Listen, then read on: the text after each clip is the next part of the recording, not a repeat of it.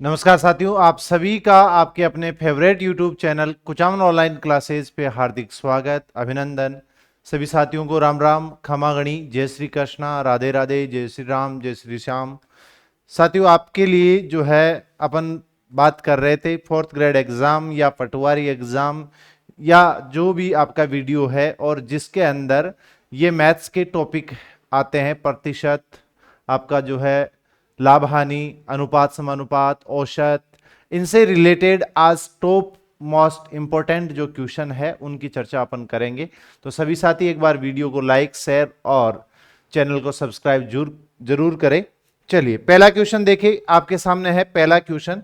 ए अनुपात बी बराबर 4:5 हो या है तो ए प्लस बी बटे ए माइनस बी बराबर क्या होगा। तो आप जल्दी से ये बताएंगे, ये अनुपात लिखा है तो अनुपात को आप बटे में लिख सकते हो, यानी कि आप ये कह सकते हो 4/5। तो ए का मान कितना है 4 और बी का मान कितना है 5 है। तो यहां पे रख दीजिए ए का मान 4 प्लस बी का मान 5 बटे, आप ये कहेंगे कि ए का मान कितना होगा 4, बी का मान कितना है 5। तो 5 और 4 9/-1। तो 9/-1 का मतलब हो गया माइनस का 9, और माइनस का 9 यानी ऑप्शन नंबर डी जो है आपका राइट आंसर है, हो जाएगा भाई। आपको लगता है सर बड़ा ही सिंपल सा क्वेश्चन है, इतना इजी क्वेश्चन थोड़ी आएगा। तो साथियों, आप सीईटी जो है ग्रेजुएशन का पेपर उठा के देखिएगा या जो विगत एग्जाम हुए हैं आपके कर्मचारी चयन बोर्ड के, उसको देखिएगा आप, है ना। तो वहां आपको जो है क्वेश्चन मिल जाएंगे। ठीक है, अगला है 50 पैसे, 50 पैसे, 25 पैसे और 10 पैसे के कुल 480 सिक्के हैं। उनका मूल्य 5:3:1 के अनुपात में है। उन सिक्कों की संख्या है ना, उन सिक्कों की संख्या है। यानी कि 50 पैसे के कितने सिक्के हैं, 25 पैसे के कितने सिक्के हैं और 10 पैसे के कितने सिक्के हैं। तो मैं आपको यह कहूं कि 1 रुपये के अंदर, 1 रुपया जो है उसके अंदर 50 पैसे के 2 सिक्के होते हैं। 50 पैसे के कितने सिक्के होते हैं, 2 सिक्के होते हैं। 1 रुपया में 25 पैसे के 4 सिक्के होते हैं। 25 पैसे के कितने सिक्के होते हैं, 4। और 1 रुपया जो है उसमें 10 पैसे के 10 सिक्के होते हैं। 10 पैसे के 10 सिक्के होते हैं। कितने सिक्के होते हैं, 10 सिक्के होते हैं। ठीक है, तो अपन ये कहेंगे कि 1 रुपये में 4 सिक्के होते हैं। तो यहां पे देखो मूल्य दिया हुआ है और आपको उनसे सिक्के बनाने हैं। क्या बनाने हैं, सिक्के। तो इसका मतलब ये हुआ मूल्य दिया हुआ है, अपने को सिक्कों में कन्वर्ट करना है। किस किस के, 50 पैसे, 25 पैसे और 10 पैसे। 50, 25 और 10 पैसे के ये सिक्कों के जो है हमें अनुपात दिया हुआ है 5:3:1। देखो 50 पैसे के आप कितने सिक्के एकत्रित करोगे कि आपके पास 5 रुपए बन जाए। मैंने कहा 1 रुपए में 2 सिक्के होते हैं। 1 रुपए में 2 सिक्के होते हैं, इसका मतलब 5 रुपए में कितने सिक्के हो जाएंगे, 10 सिक्के हो जाएंगे। 25 पैसे के मैंने कहा 1 रुपए में 4 सिक्के होते हैं, तो 3 रुपए में कितने सिक्के हो जाएंगे, 12 सिक्के हो जाएंगे। मैंने कहा 10 पैसे के 1 रुपए में 10 सिक्के होते हैं, इसका मतलब ये 10 सिक्के हमारे पास में जो है वो आ गए। कितने सिक्के आए, तो आपने कहा 10, 12 और 10। अब देखो 10, 12 और 10 की बात करते हो तो आप ये कहेंगे 10 और 12 22, 22 और 10 32। हमारे अकॉर्डिंग सिक्के आ रहे हैं 32। प्रश्न में कह रहा है सिक्के है 480। तो देखो भाई, अगर अपने को एक का मान चाहिए तो कितना आ जाएगा, 480/32 आएगा। और 480/32 का मतलब हुआ, काटोगे तो देखो 16 से कटा 2 बार, 16 से कटा 30 बार, 2 से कट गया 15 बार, तो एक का मान 15 आ गया। इसका मतलब इन सबको जो है अपन 15 से गुणा कर देंगे, इतने इतने सिक्के हमारे पास में होंगे। ये भी 15 से गुणा हो जाएगा, ये भी 15 से गुणा हो जाएगा और ये भी 15 से गुणा हो जाएगा।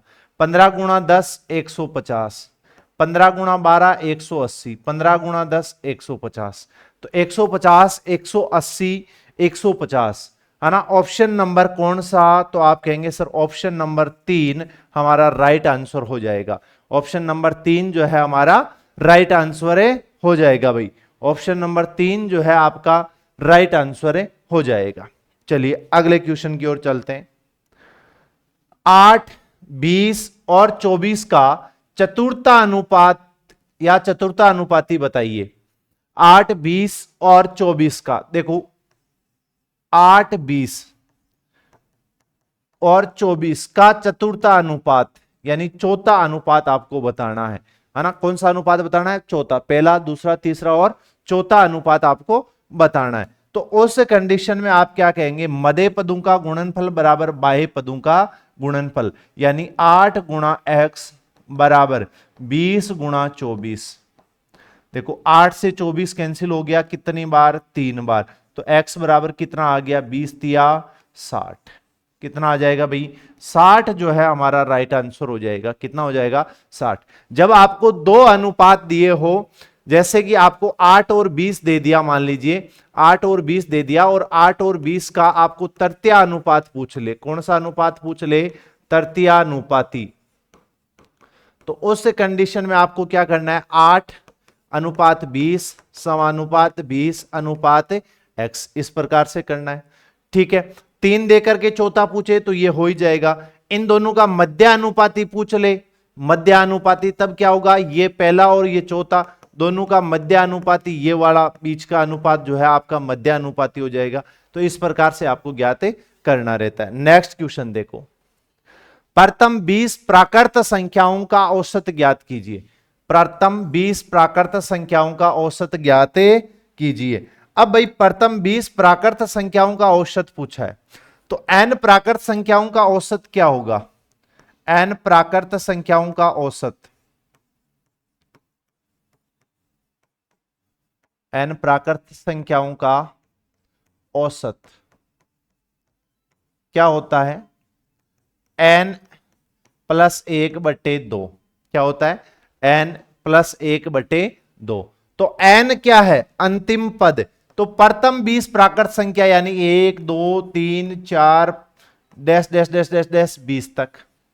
तो इसका मतलब अंतिम पद 20 हो गया। 20 प्लस 1/2, तो 20 प्लस 1 21, 21/2 यानी कि आपका कितना आ गया? 10.5। तो आपका राइट आंसर कितना हो जाएगा? 10.5 हो जाएगा।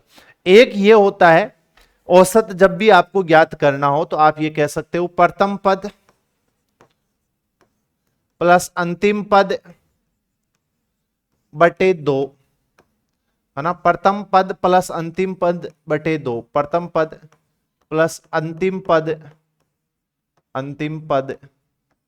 बटे 2, प्रथम पद प्लस अंतिम पद बटे 2। तो प्रथम पद कितना है? 1, अंतिम पद कितना है? 2 बटे अंतिम पद 20 हो जाएगा, क्योंकि 1 से 20 तक की संख्याओं की बात कर रहा है।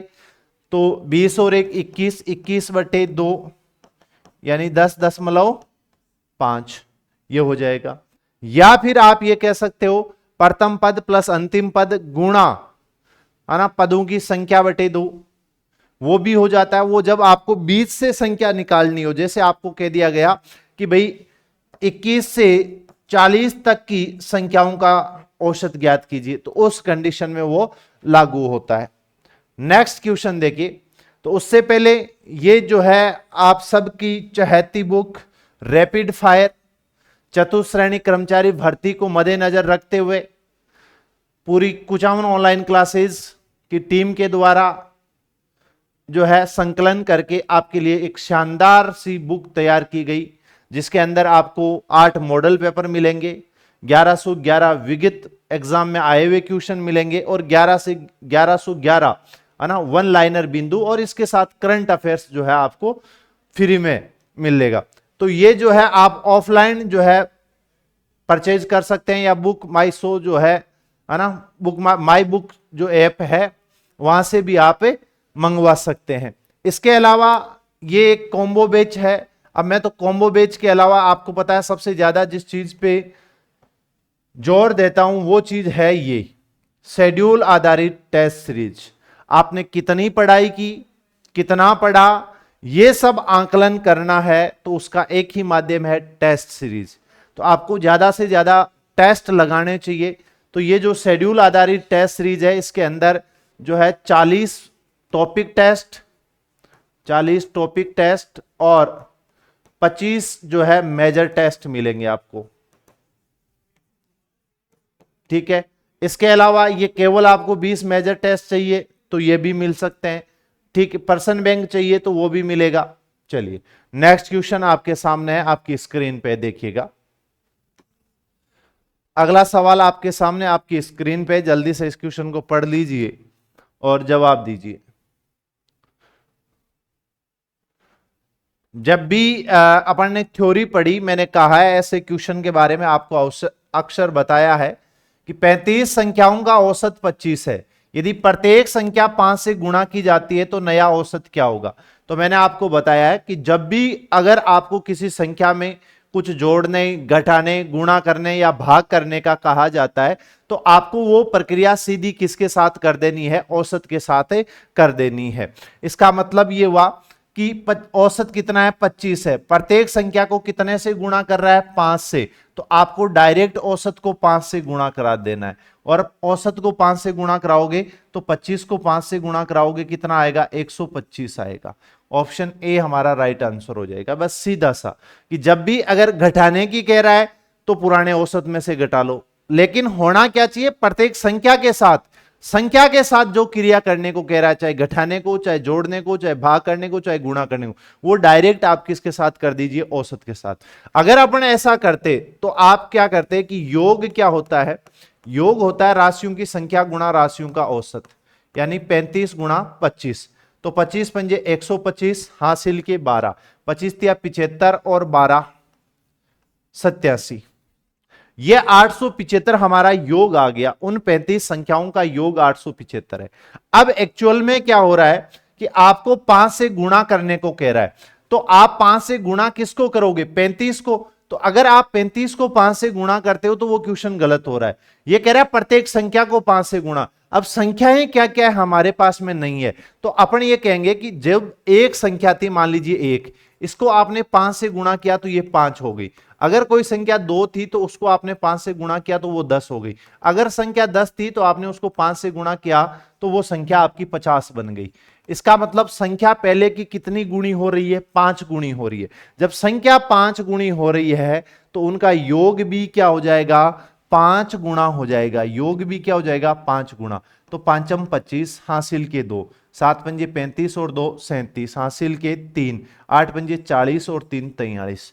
नया योग जो है वो नया योग कितना हो गया, नया योग हो गया 4375। कितना हो गया, 4375। तो नया औसत क्या होगा, नया औसत। अब देखो संख्याएं तो हमारी उतनी है, तो इसके अंदर अपन भाग लगाएंगे किसका, 35 का। तो 35 का भाग लगाओगे, 35 एकम 35, कितना बच गया, 8 बच गया। 7 उतारा 87, 35 दुआ 70, कितना बच गया, 17 बच गया। 5 उतारा 175 और 35 5 की 175 होता है। तो भाग कितनी बार गया, 125 बार। तो जब अपन गुणा कर रहे हैं इसका मतलब गुणनफल 5 गुणा होगा। ठीक है, और सीधा आपको बता ही रखा है ये करना है। नेक्स्ट देखो, प्रथम 10 सम संख्याओं का औसत, प्रथम 10 सम संख्याओं का औसत। इसका मतलब पहली सम 2, 4, 6, 8, 10, 12, 14 इस प्रकार से है ना, और जीरो भी सम ही है।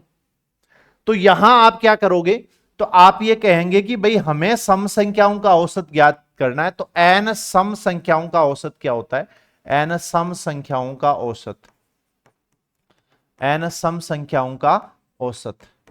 तो n सम संख्याओं का औसत होता है n प्लस 1। क्या होता है, n प्लस 1।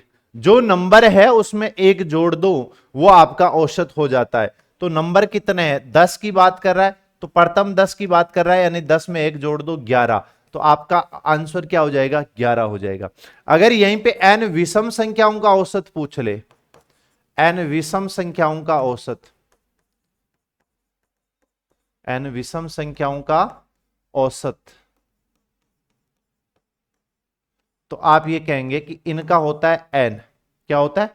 एन ही होता है। जो नंबर है, जितने नंबर है वही उसका औसत हो जाएगा। नेक्स्ट देखो, 10 पारियों में एक क्रिकेट खिलाड़ी 10 पारियों में एक क्रिकेट खिलाड़ी के रनों का औसत 32 है। अपनी अगली पारी में वह कितने रन बनाए कि उसके रनों का औसत 4 से बढ़ जाए? कितने रन बनाए कि उसका औसत जो है 4 से बढ़ जाए? इसका मतलब 10वीं पारी के बाद कुल रन तो कितने हो गए? 10 पारी है, औसत 32 है, यानी कि उसके रन हो गए 320। 11वीं पारी के बाद कुल रन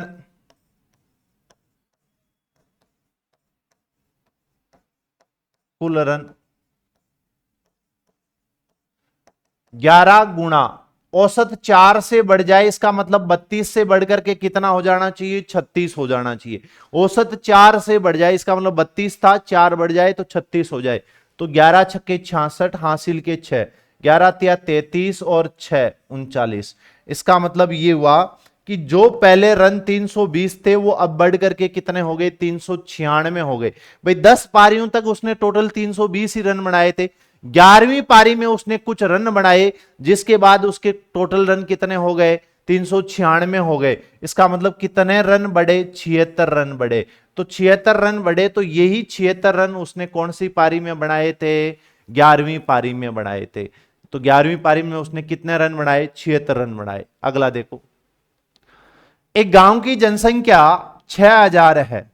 एक गांव की जनसंख्या 6000 है। इनमें से 2500 महिलाएं हैं। पुरुष जनसंख्या कितने प्रतिशत है? कुल जनसंख्या 6000, उसमें से महिलाएं कितनी है? 2500। तो पुरुषों की संख्या कितनी है? पुरुषों की संख्या, तो आप कहेंगे कि पुरुषों की संख्या है सर 6000 माइनस 2500, क्योंकि 6000 में से महिलाएं की घटा दो तो कितना आया सर? 3500 है। अब आपको यही बताना है कि 3500 जो है वो 6000 का कितना परसेंट है? 3500 जो है वो 6000 का कितना परसेंट है? 2 जीरो से 2 जीरो कैंसिल हुआ, काटो देके, 3 से काटो, 3 से काटोगे तो सर 20 बार कटेगा, या 3 से क्यों, अपन 5 से उड़ा देते हैं इसको। 5 से उड़ाओ तो सर 12 बार उड़ा, 5 से उड़ाएंगे तो सर 700 बार उड़ा। कितनी बार उड़ा? 700 बार उड़ा। अब देखो, फिर और उड़ाए सर, जो है अपन भाग दे देते 2 का, 6 बार, 2 से गया सर 35, 350 बार। और 350 के अंदर जो है अपन 6 का भाग लगाएं तो 7 छंग 42 ज्यादा हो जाता है, 6 छंग 36 ज्यादा हो जाता है, 6 पंजे 30, कितना बच गया? 5, 8 छंग 48, कितना बच गया? 2। सर यह हमारा आंसर आएगा 58 सही 2/3। देखो यहां लिखा हुआ नहीं है, मैं लिख दे रहा हूं, यह 58 सही 2/3%। 58 सही 2/3% जो है आपका राइट आंसर हो जाएगा भाई। ठीक है, चलते हैं अगले क्वेश्चन की ओर। चलिए देखो, अगला क्वेश्चन है,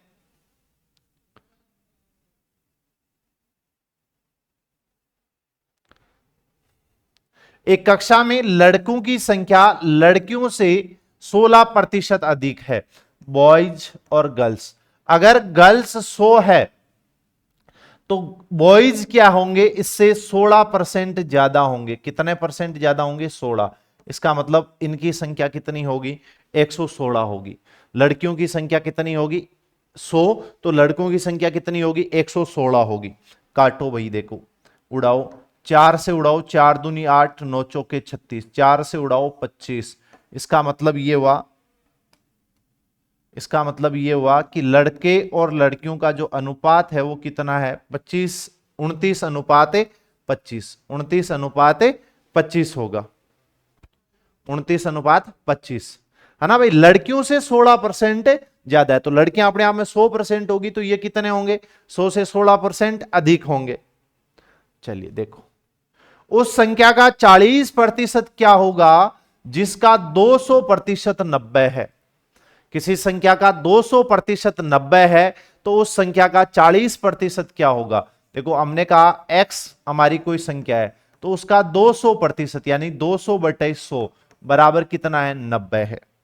देखो काटोगे 2 जीरो से 2 जीरो, 2 से 90 कैंसिल हो गया 45, इसका मतलब हमारी संख्या आ गई 45। अब कह रहा है उस संख्या का कितने परसेंट, 40%, इसका मतलब 45 का 40% कितना होगा। तो 0 से 0, 5 से उड़ाओगे 9 बार, 5 से उड़ाओ 2 बार, 2 से उड़ा 2 बार, तो 9 दूनी 18 हमारा आंसर आ गया।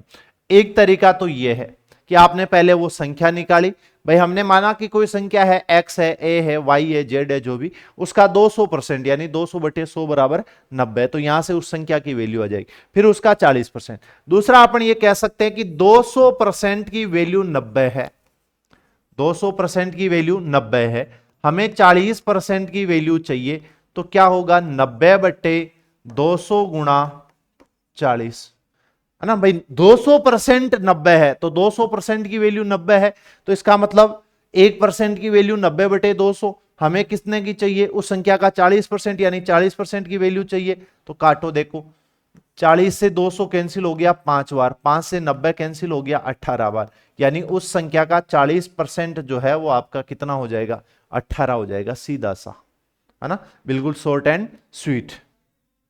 नेक्स्ट देखो सवाल पढ़ लीजिए, पढ़ लीजिए भाई इस सवाल को जल्दी से।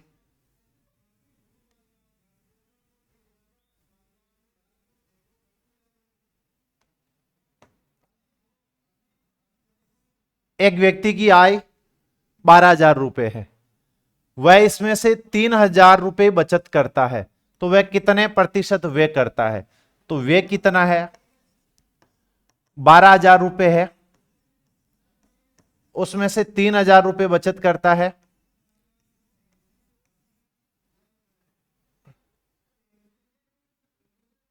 खर्च कितने हुए 9,000 रुपए, तो कितने प्रतिशत व्यय करता है। तो 9,000 रुपए खर्च करता है कितने में से, 12,000 में से, तो 9,000 12,000 का कितना परसेंट है, 3 जीरो, 2 जीरो से 1 जीरो, 12 से काटो, 12 7 की 84, 6 बच गया, 12 5 की 60, 75%, कितने परसेंट, 75%, ठीक है। नेक्स्ट देखो, हरि को एक परीक्षा में उत्तीर्ण होने के लिए 36% अंक प्राप्त करने थे, उसने 24% अंक प्राप्त किए तथा 9 अंकों से अनुत्तीर्ण रहा, पूर्णांक ज्ञात कीजिए। कोई परीक्षा है, उस परीक्षा में पास करने के लिए जो है उसे 36% नंबर लाने थे, यानी कि आप 100 में से 36 अंक लेके आते हो तो आप पास हो जाते हो, और बंदा 24% लेके आया, इसका मतलब 36% लेकर आने थे। पूर्णांक प्राप्तांक कितना है, एक तो उत्तीर्णांक होता है, एक होता है प्राप्तांक और एक होता है पूर्णांक। तो आप ये कहोगे कि वो कितने परसेंट लेकर आया उत्तीर्णांक के लिए, यानी पास होने के लिए 36 चाहिए थे, लेकर कितना आया 24, तो इसका मतलब ये हुआ कि अंतर कितने का रह गया, 12% का, यानी 12% कम आए, तो प्रतिशत के हिसाब से वो 12% से फेल हो गया। अब ये कह रहा है कि प्रतिशत के हिसाब से तो 12% है, लेकिन संख्या के हिसाब से देखो तो वो कितने नंबर से फेल हुआ, 9 नंबर से फेल हो गया। कितने से फेल हुआ है, 9 नंबर से फेल हो गया है। इसका मतलब हमें तो 100% की वैल्यू चाहिए, तो 100% की वैल्यू क्या हो जाएगी, 9/12 गुणा 100।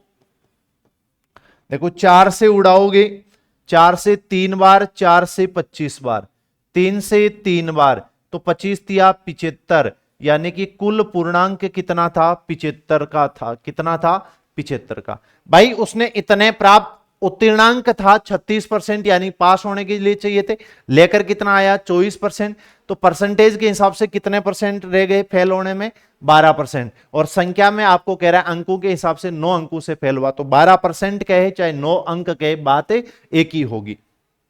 नेक्स्ट देखो, 20 नारंगी 25 रुपए में खरीदकर 25 नारंगी 20 रुपए में बेचा जाए तो कितने प्रतिशत की हानि होगी।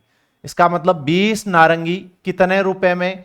25 रुपए में, है ना भाई। 25 रुपए में जो है 20 नारंगी, ये वस्तु हो गई और ये कीमत हो गई। अब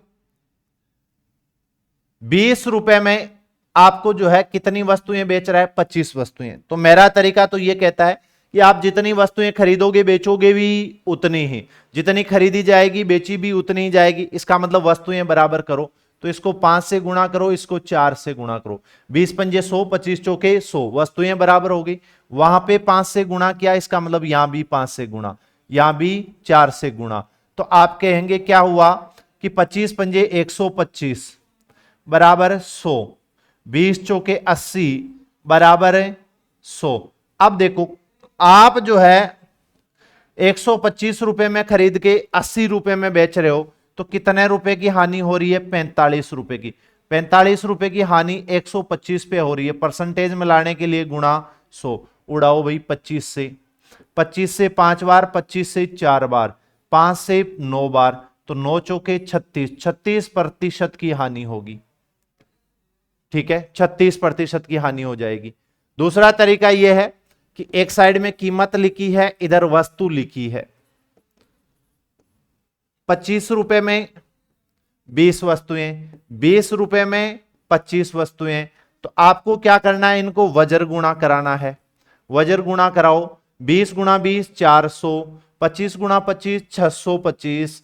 जिधर वस्तु लिखते हो उस साइड के नीचे जो गुणनफल आता है वो हमेशा सीपी होता है। जिधर वस्तु लिखी है उसके नीचे जो गुणनफल आएगा वो सीपी होगा, और जिधर कीमत लिखी है उसके नीचे गुणनफल एसपी होगा। 625 रुपए में खरीदकर 400 रुपए में बेच रहे हो, 225 की हानि। कितने पर? 625 पे।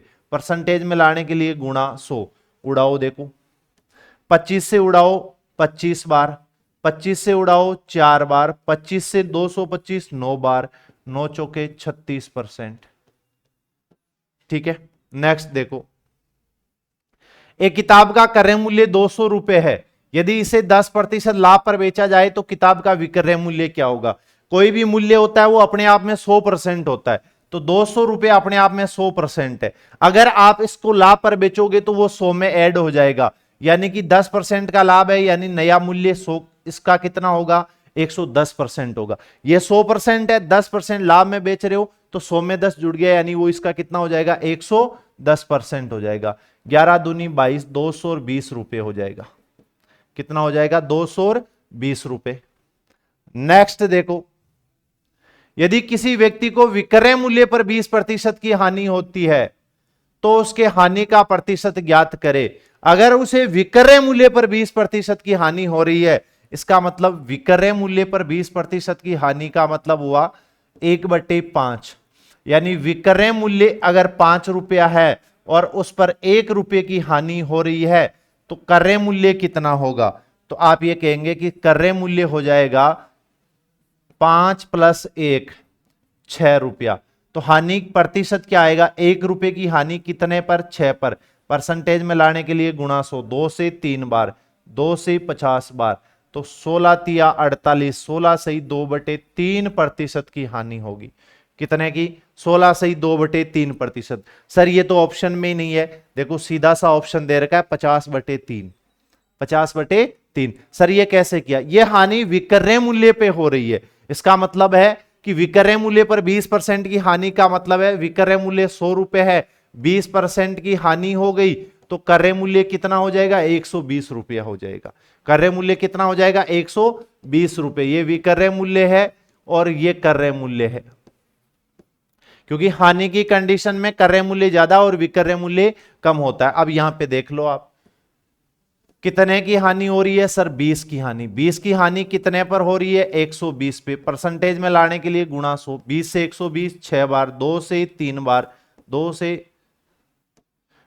से 50 बार, तो 50/3%। ठीक है, यह हानि जो है विक्रय मूल्य पे हो रही है। ठीक है, नेक्स्ट देखो, किसी वस्तु को 5% हानि पर बेचा जाता है। यदि इसे 70 रुपए अधिक में बेचा जाता तो 5% का लाभ होता। बताइए वस्तु का क्रय मूल्य क्या होगा?